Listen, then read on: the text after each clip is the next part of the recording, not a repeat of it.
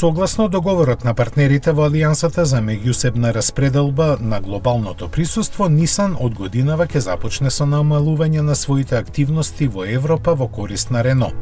Суштински дел на планот за преструктурирање на делувањето е замената на брзата експанзија од мандатот на бившиот председател Карлос Гон со делување лимитирано само таму каде е најпрофитабилно.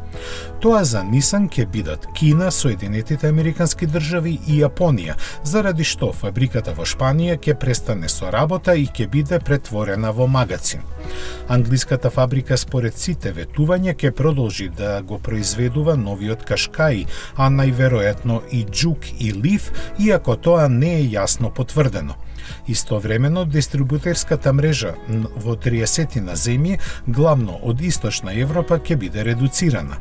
Сето ова треба да придонесе за ублажување на лошите последици од фискалната 2020, која се очекува да им донесе рекордни загуби од преку 3 милиарди долари. Нисан има план нив да ги покрие во наредните 3 години со скоро толкави заштеди добиени со намалување на производствените капацитети и бројот на моделите за 1/5.